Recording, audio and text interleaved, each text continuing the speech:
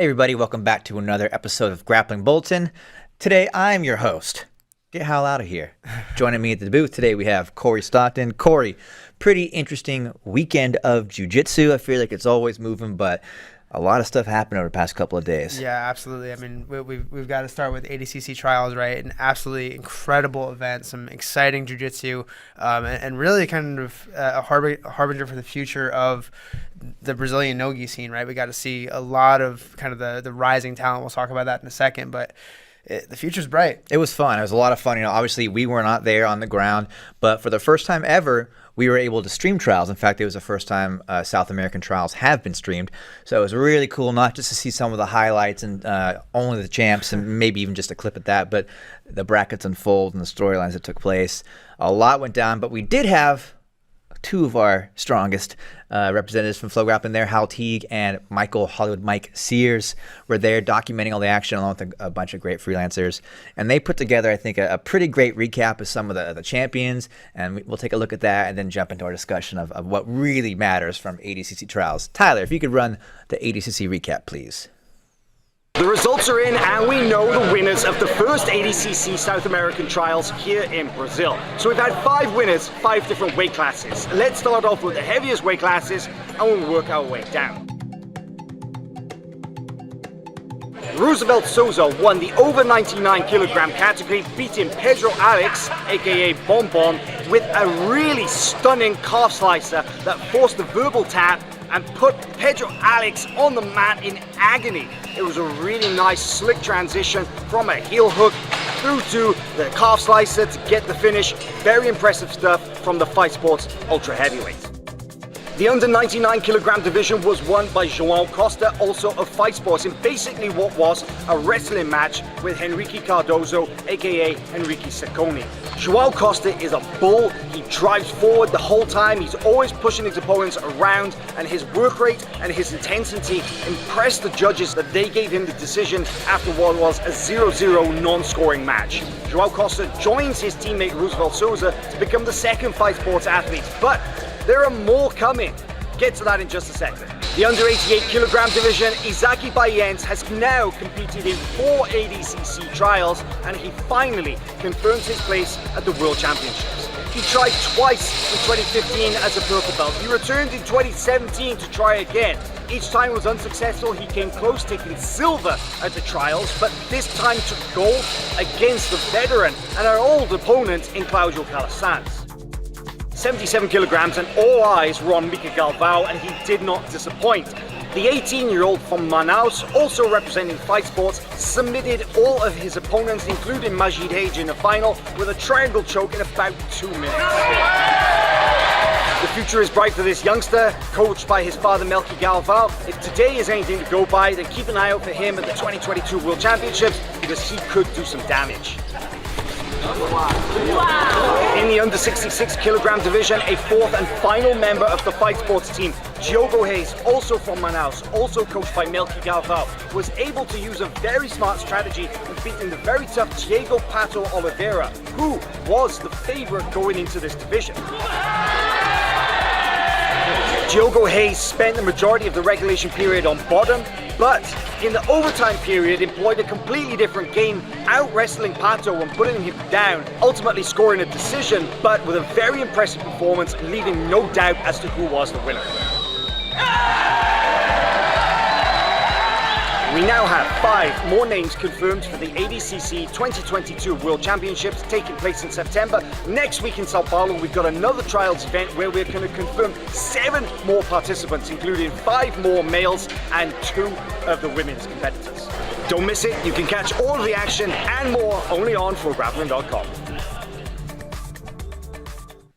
How about that? Some of the best moments from trials over the weekend. You saw a review of our champions there who have claimed their spot at the World Championships in September. Of course, it's important to note right off the bat that at the first trials, there were no qualifications for the women's divisions that will take place this weekend upcoming in Sao Paulo. So while there were 2 champs, we had Janana Sais and Rebecca Albuquerque. They won their divisions. They will have to compete this weekend if they actually intend to go to the World Championships and win a division again, which is a tall order. And this will be actually the first trials that has female invitees outside of I think it was the first European trials. No, sorry, this is the first one because it's only the second, and this is the second. There you go, trials, right? Yeah, So the first time we'll see some women qualify for Worlds will be this weekend. Second time, I believe, will actually be the North American trials coming in April, I want to say. But a lot to dive into, though. Of course, for me, I think one of the most exciting athletes today in the world has to be Mica Galvao. I don't think that's a shock. I doubt I'll hear anyone arguing against that. But, Corey, who can stop this man? I mean, yeah, Mica looked absolutely incredible. Is kind of an understatement, right? He didn't just look good. He had 4 submissions in 4 matches. He spent a total of 5 minutes and 9 seconds on the mat in 4 matches. We're going to review this clip we saw earlier. There's a real brief one in the start of that highlight from the event. This is Mica's first match of the day, and you can just see the power, but also just the very precise technique. And the way he drops off for this armbar shouldn't be humanly possible, I think, Corey. Yeah, the amount of dexterity and flexibility in his legs, it's something that's entirely unusual, but it's something that we've seen before from him. We shouldn't be surprised, but it's still kind of alarming when he's able to do something like this over and over again. Yeah, really, really impressive performance. Add it to the list of Mica Galvao. What was the total time limit there? He got, under 5 minutes for every single match, total match time? Just over 5 minutes, but he didn't have a match that went over 2. Not a single match over 2 minutes. Correct. In all of trials to capture that spot. That's incredible. So what that means, too, is that Mica, of course, has captured a position at 77 kilograms, which places him in a very, very interesting division. We have JT Torres, returning champ, 2-time champ for ADCC. Oliver Taza has qualified by winning trials. Cade Ruotolo, North American trials winner. Then we have Mica.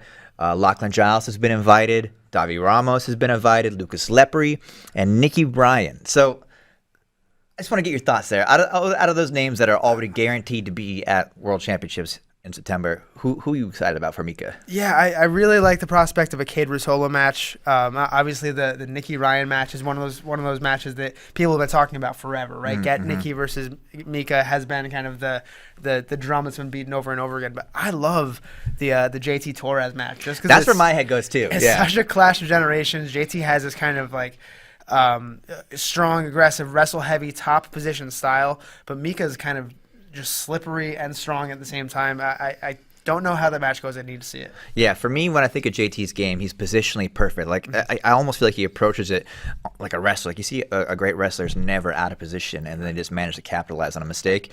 That's JT at ADCC, right? He's never in the wrong spot. And I'm thinking of his match with Wagner specifically in the final last year, where Wagner went for a little bit of a risky Kimura trap, and JT just took advantage of that, and that was all he needed. So it is a clash of generations. Mica has looked perfect thus far in his career, and the same could be said for JT's record at ADCC. So it's a very interesting conundrum there. I love Cade versus Mica as well. 2 of the young guns going after it. A little bit of a family rivalry there as well, right? Goes back to the blue belt days. So the thing about that Cade match too, and really the Nikki Ryan match too, is when you look at athletes from that generation who've been doing this thing since they were 8, 9 years old, right? They have a different style of jiu-jitsu. It's slippery, it's kind of fluid. There's no real they take risks, because to somebody like Mica Galvao or Cade Ruotolo or Nikki Ryan, those risks aren't risks. It's all part of the strategy. Right. Yeah, I remember what did I think it was Ty or Kay was talking about their style one time with us, and I think the phrase "controlled chaos" came out, or planned scrambles. Like for us, if we're moving like that, something has gone horribly wrong, and we're just spazzing out. But for them, it is sort of like a series of feints and non-committal actions that again open space and give them that moment to strike. Right. So I do feel like Mica is on the more precise side of the scale, in the sense I feel like he's a little bit less prone to scramble, but maybe that's just because it is over so fast. I feel like Cade and Ty, they weigh in their opponents a bit more. At this point with all their W&O performances, I'm used to them going 12 minutes before they break somebody down and get that finish. Yeah, you're right. Cade and Ty both kind of have this machine gun style, right, where Mika's a sniper. Yeah. And also interesting to note that Mica is now in the running to become the youngest ever ADCC champ, right? Kira Gracie currently holds that at, 19 or 20? A day before her 20th birthday, I think. Right, of course. And so we have a couple young guns in the match. We've got Cade, we've got Mica, we have Cole Abate, so at 16. Yeah, the new generation is shining very bright. But now we can go to maybe one of the more seasoned vets, right? At this point in his career, you have to say that of Izaki Bahien's, who finally captures his first trials gold, Corey. It was not an easy road. Yeah, we heard it in the recap. This was Izaki's 4th try, and no better way to do it, in my opinion, than to earn your berth into ADCC over a former ADCC absolute champion. Yeah, exactly. We got a clip here. Strong showing throughout the performance, throughout the weekend, I should say, for Izaki there. His really nasty guillotine on full display. And I've always felt, despite not seeing him at the World Championships, Izaki's got a great game for ADCC. Powerful wrestling, again, very strategic, will not make many mistakes, if any. And, of course, has finishing power, Corey. Yeah, that's exactly right. He's submission hungry, but when he shoots, when he wrestles, when he attacks for submission, he knows how to end up on top position. He knows how to turn it into a scramble that works in his benefit. Izaki has the style that is made for ADCC, especially at this 88 kilogram division where there's a lot more patient strategist types in the division so far than particularly aggressive finishers. Yeah, exactly. I think to list off some of those names that will be potentially going up against Izaki here, we've got Craig Jones in the mix, Jean-G Ribeiro, Josh Hinger, Ty Ruotolo is up at 88, and a newcomer as well, Giancarlo Badoni. Now, any of those matches sound pretty incredible, right? I think everyone wants to see Craig Jones versus an opponent that will engage him. Of course, Craig may be playing his newly formed wrestling game, which would be a tough ask against someone like Izaki.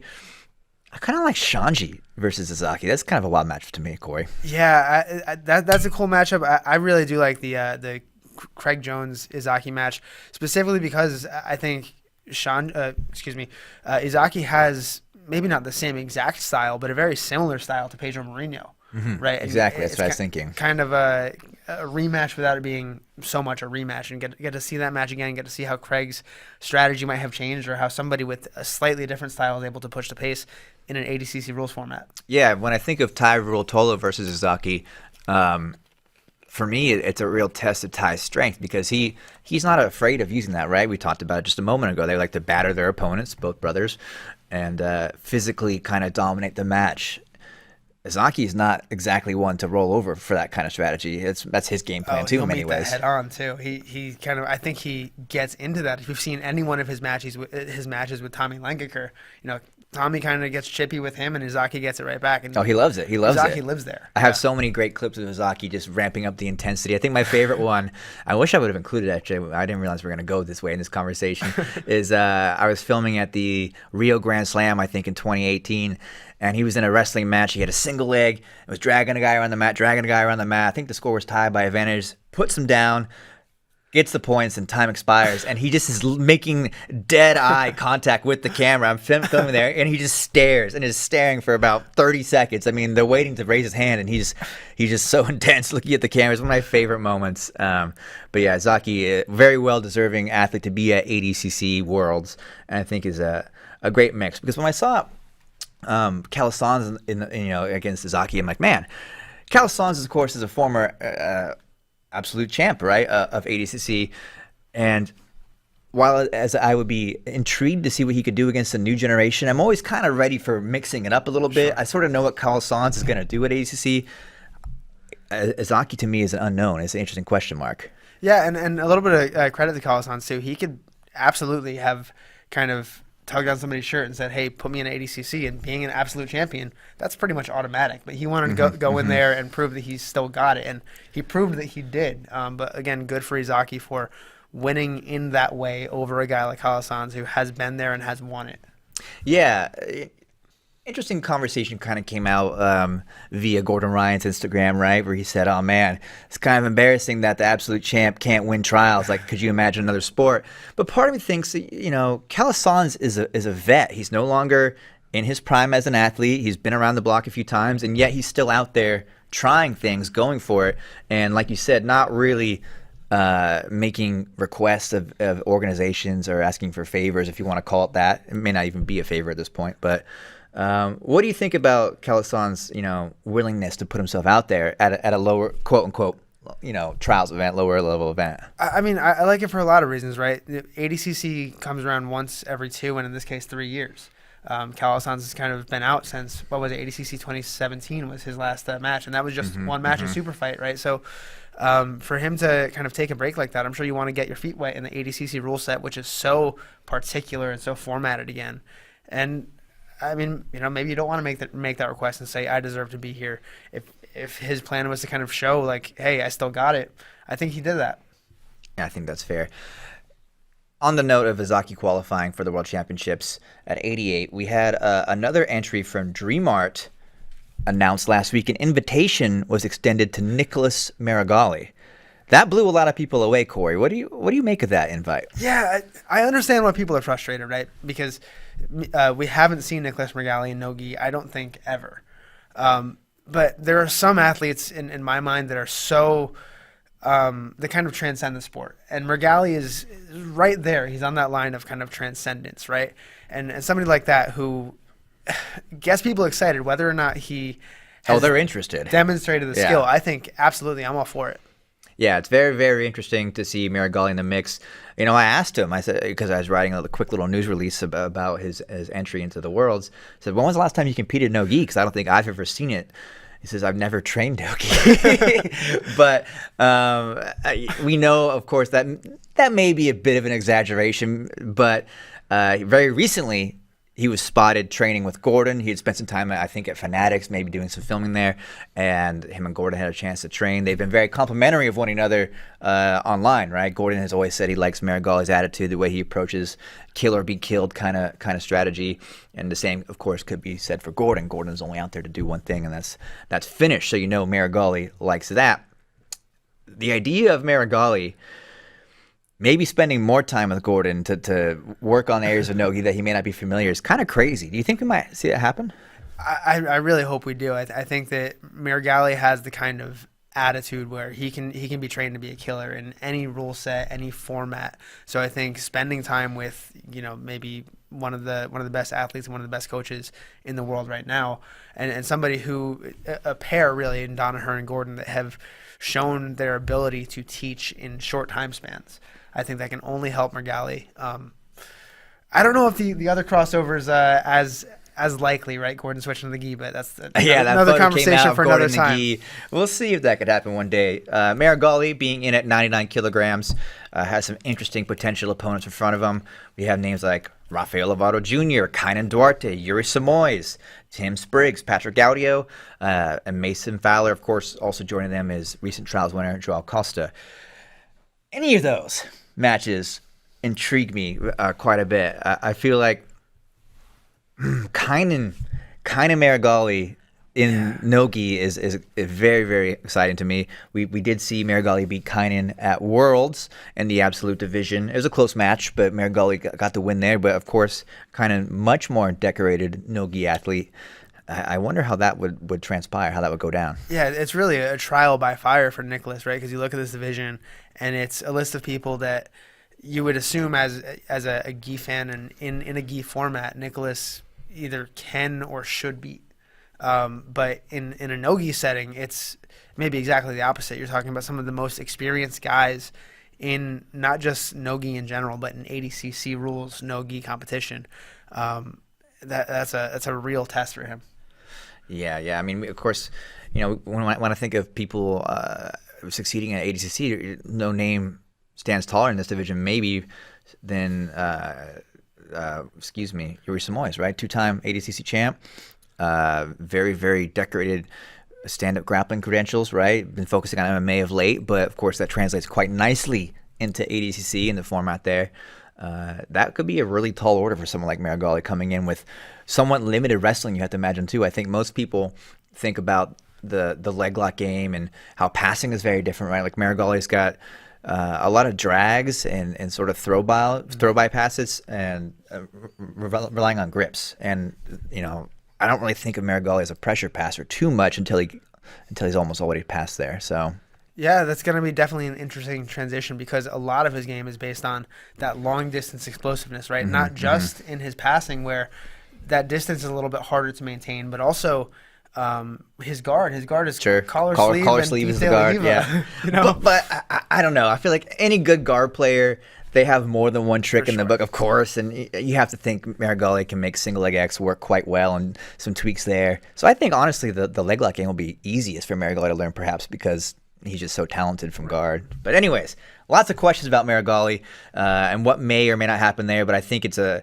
really brilliant move actually by ADCC to bring him in, because it gets fans talking. There are questions, and of course, there are many haters that would love to see Meregali not do well, and this is maybe the best shot they're going to get at that. So, pretty interesting scenario all around as ADCC continues to grow in momentum. Right, the trials are in full swing, and things are really getting interesting. One thing I want to cover too before we move on from trials is the best of the rest. Right, so of course, the champions will all get their shine, and as deservingly so.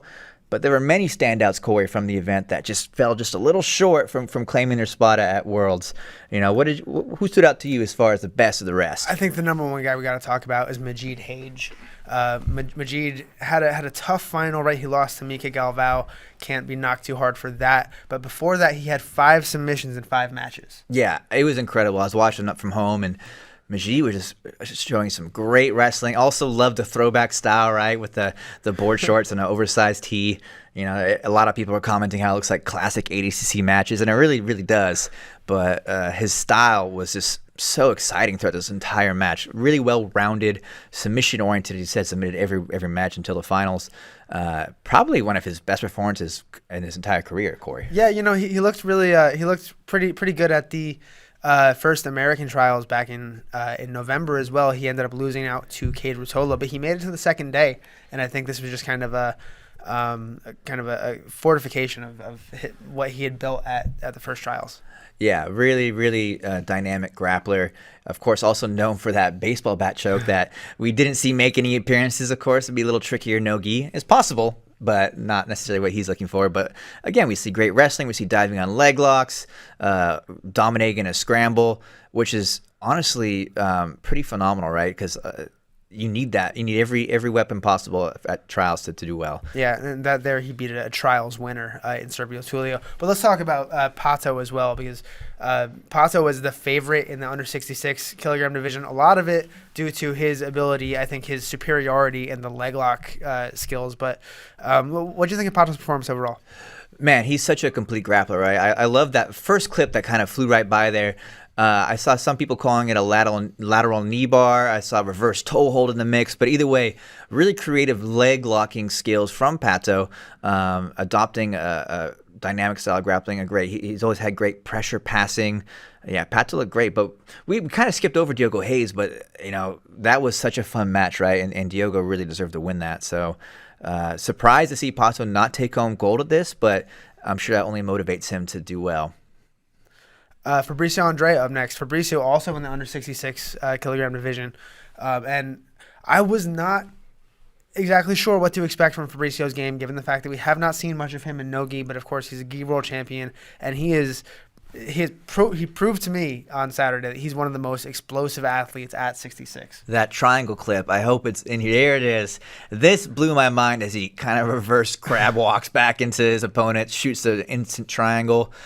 That had to hurt to get submitted like that. I mean, you can't be blamed. Fabricio Andre submitted Shane Jamil Taylor at Worlds with a triangle, so anyone can get caught, but that was something else. Yeah, but just the speed at which he put his opponent to sleep is unbelievable. It's mind-blowing. Yeah, well, I mean, if you get stuck in a triangle in that manner, you gotta wait to the last second to tap, and my man went out on his shield. I respect that. Yeah, Fabricio Andre definitely showed he has the no-gi chops, right? And hopefully we'll see him in action again this weekend. We don't know for sure yet, but that would be great to see him back at the next trials. Yeah, I think there are a lot of runners-up, bronze medalists, even people that made it to the final 8 who should definitely make their way out to the second trials. We saw some glimmers from them, and I think they could double down with just maybe a little bit of a thinner division or a little bit more experience under their wing now. Yeah. And so for me, my mind instantly goes to Majid Roberto, right? Majid has always said on his Instagram that he is in for the second weekend of trials, which again goes down this Saturday. and Roberto Jimenez is also on that list. Those two could very well clash, and that seems like it would be gangbusters, Corey. Yeah, I don't know. Their styles are so similar, right? So scrappy, submission heavy from everywhere. Mm-hmm. There's really no. I mean, it's like we were talking about with Kate Ruotolo and Mica Galvao. There is no identifying like what position they're going to attack from. It's just they're attacking all the time from everywhere, and there is no bad position. Yeah, it's going to be a lot of fun. Howell and Michael are still on the ground. I know they got a ton of content coming, so keep an eye out. We'll be letting you guys know all the interviews and training footage when that becomes available. So ADCC, the train keeps moving, and I don't know. I feel like it's becoming more and more real by the day for me, Corey. Moving on, though, IBJJF season also kicks off. Again, this is a pretty incredible moment for grappling as both seasons are in full swing. The first major of the year is going to go down at the European Championships. That starts on Monday. We'll be going out to Rome, Italy with the team, and that is going to be crazy. Registration just closed for the event, and what was looking like a very Eurocentric event with mostly dominated by grapplers from that continent, that changed up at the last minute, right? We saw a bunch of familiar faces sign up at the last day, and none perhaps more important than Leandro Lo, Tyron Dalpra, and Gab Pisania, all registering, I think, on the very last day, in the last hour possible. Yeah, three world champions kind of sliding in and saying, no, wait for me. And I'm really most excited about Tyron. This is Tynan's first Euros at black belt. This is Gabby's first Euros at black belt. Leandro's been around the block, right? And he's dominant there. It's true. It's true. I want to kick these off with Leandro, though, right? I feel like it's only proper to talk about Leandro Lo and sort of, really give him the credit that he deserves as such a veteran. I think he's only really done Europeans maybe one time in 2017 where he double golded. This is the clip from that event. We were there at the time, of course, showing off classic Leandro style, single AX sweep, incredible passing, and ends up getting the finish here after putting on, I think, 11 points total on the board. Leandro Lo, carrying on a storyline that we were kind of banging the drum on, back down at middle heavy. He went there for the first time in a couple years at the World Championships. Didn't get quite the result he would have liked. Of course, getting DQ'd, I want to say. Or no, was it just penalized? It was just penalized, but there was a losing penalty for going out of bounds. Right. Middle heavy looking actually pretty interesting, right? We have Leandro Lo leading the way there, and then a lot of really, really solid European grapplers. Also some familiar faces, though, with Bruno Lima. I think, to me, is maybe a name that may not be super familiar fans at home, but he is a really, really exciting grappler. Has spent some time in the States at Legion, but I think is actually from Portugal. That's correct. So I think Bruno Lima might make a big impact there. We also have Taylor Perlman is there, a guy that's impressed but never quite climbed to the top of the podium. I think that the way they stand up in their prime against Leandro, who is still fighting off the young Lions, is kind of interesting, Corey. Yeah, a couple more veterans in here, too. Rodrigo Lopes and Matheus Pirandelli. Don't look past either of those guys. Depending on the bracket, depending on the seeding, I could see either one of them hitting the podium. That's right. And Pirandelli was a longtime training partner of Leandro Lo's until he left NS Brotherhood for Alliance. I want to say 2 years ago, maybe in 2020 was when that move took place. But Leandro Lo, back in form, back in his regular weight class. I wonder if we'll see him do the absolute this year, or like Worlds, he'll just focus on his weight class. So anyways, Leandro Lo, back in the game again, chasing more titles. You love to see it, and definitely making things interesting in that middle heavyweight division. Those guys thought they were sliding by with no Leandro this year, but he shocked them. But as you were saying, Tyron Dalpra, coming off an amazing Worlds performance, he's going to be there. That is a monumental moment, Corey. Yeah, this is, like I said, his first Euros as a black belt, right? Because he got his black belt late 2020. I believe he either took gold or double gold at Euros at brown belt in 2020 in January. But now he's the top dog, right? Now he's the world champion. He's the number one pound for pound ranked black belt, and he deserves it, right? He was, I think, something like 32-1 last year. He had a phenomenal submission rate. One of the maybe toughest tests for him will be Tommy Langaker, but he beat Tommy in the semifinals at Worlds. Yeah, we're seeing that here. That might have been top 3 matches for me from the World Championships. Tommy had a great moment there where he was never super close to sinking in the back, but definitely gave it a great shot. And then once Tyron was able to find the passing momentum he needed, got on the back and secured the finish. But an incredible moment where Tommy was really the only person to put Tyron in any semblance of danger, right? And so they're both registered in this division. Some other key names in there, but to me, I think it comes down to these two at some point. Just depends on the way the bracket looks, but it could very well be them in the final again, Corey. And so here's the story I'm kind of tuning into, right? That Tommy lost to Tyron in kind of Tynon's backyard, right? At Worlds, Tyron was on fire. But now that the tables have turned a little bit, Tommy showed that he could mount some offense against Tyron. Now this is in kind of Tommy's home turf, his territory. You think he has a little extra to prove here? I know he's motivated, right? We actually have an interview coming of Tommy shortly. It'll be out where he talks about the motivation he gets from a loss like that. You know, he said he had 2 tough losses last year, the most recent being, Tyron that we just saw there from Worlds. And yeah, he actually had a camp this year. He's much more organized as an athlete. He says in the past he would just train hard and figured that would be enough. But now he's got a regular strength and conditioning routine plus a more strategic camp, a little more programmed. So I think Tommy will come in fired up. But I mean, Tynon's, like you said, the top dog. He's coming in with a lot of confidence, and I do hope we see that match one more time.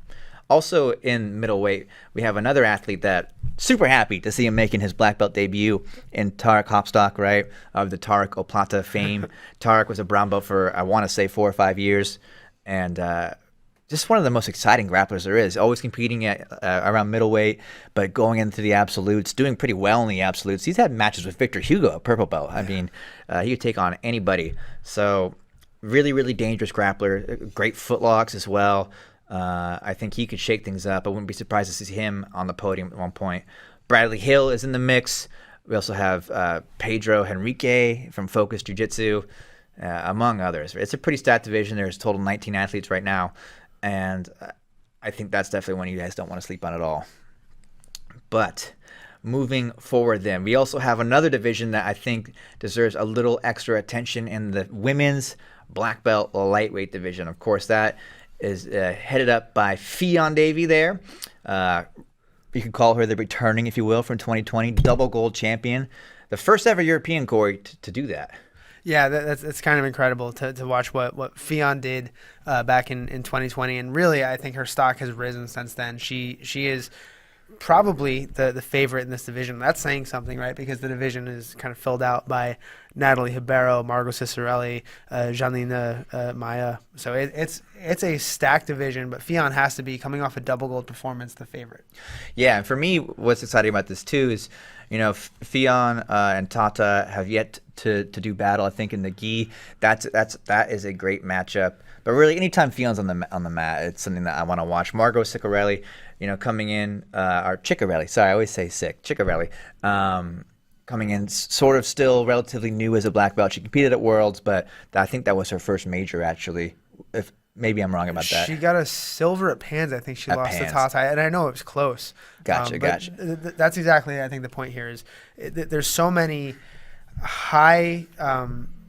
so many successful and very high-performing competitors in this one division that it's going to be exciting. It's going to be explosive, and given the way that people like Fion and Tata and Margot compete, there are going to be some submissions.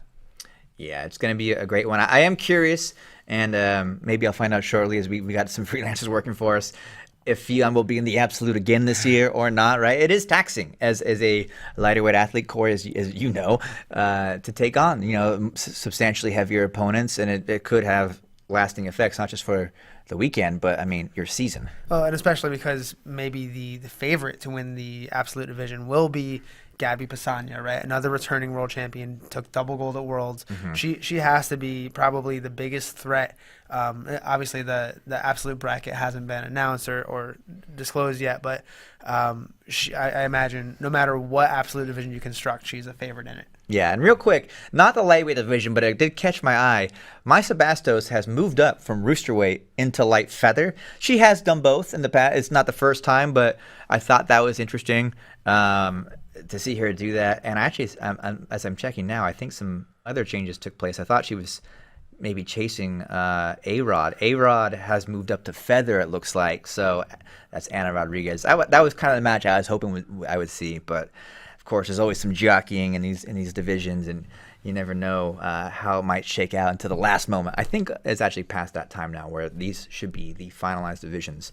So with that being said, this is now our time to do the deep dives on the divisions. So for the coming week, we'll be putting out a bunch of content about what we think you guys need to watch, the most exciting athletes in all of them, as well as the young bloods, the up-and-comers and rookies to the divisions of the black belt. So it's going to be great. Again, we actually land in Rome on Sunday.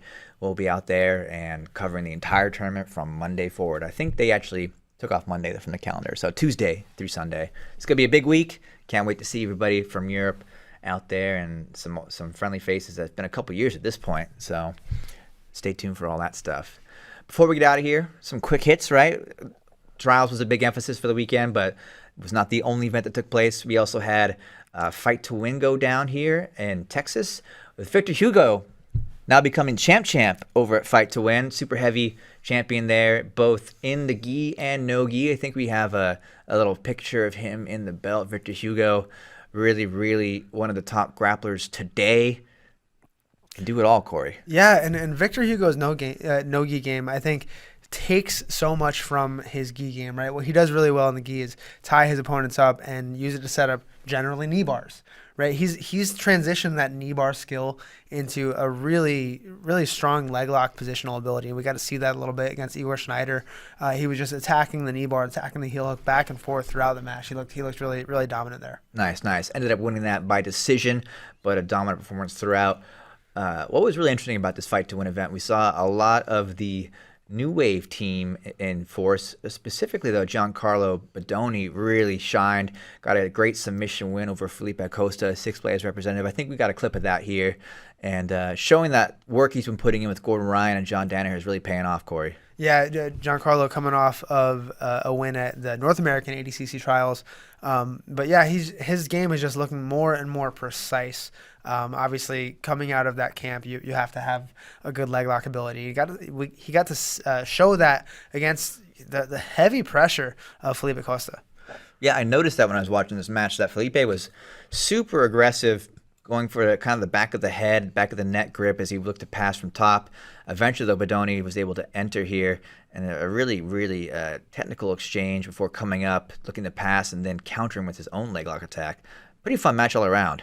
Yeah, definitely the style we want to see from both these competitors, them going after it, and Felipe really looking to pass aggressively, dropping back on a footlock of his own.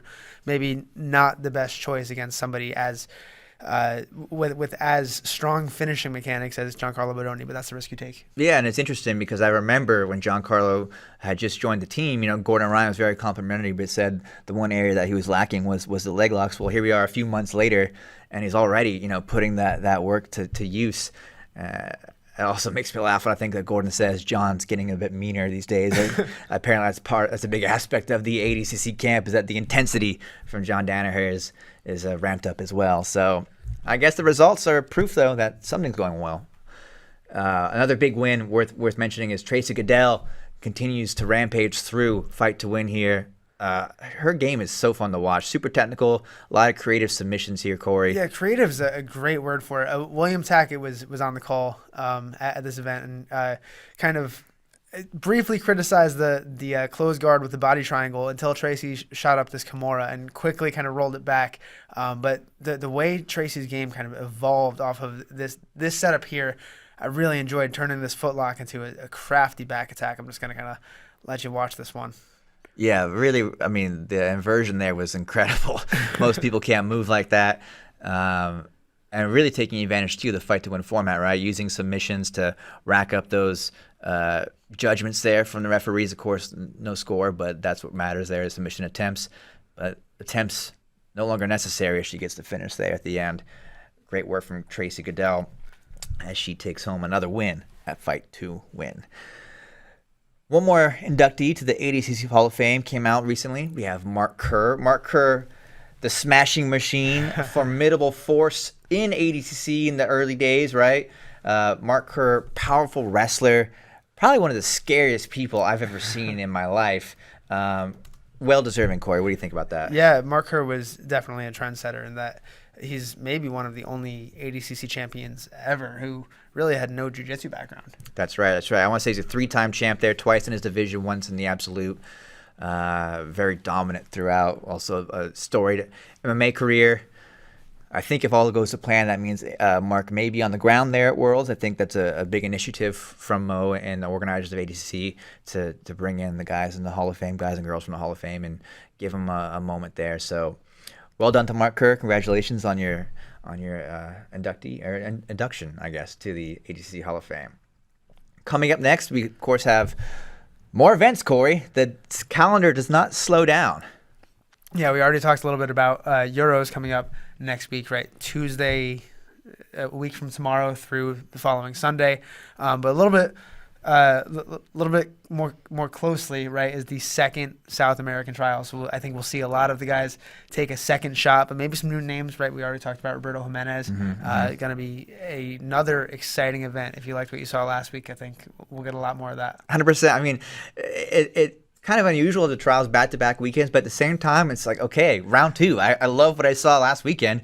I guess I just get to do it again on Saturday. So actually, we won't. We'll be flying, but I'll definitely pay attention when we land.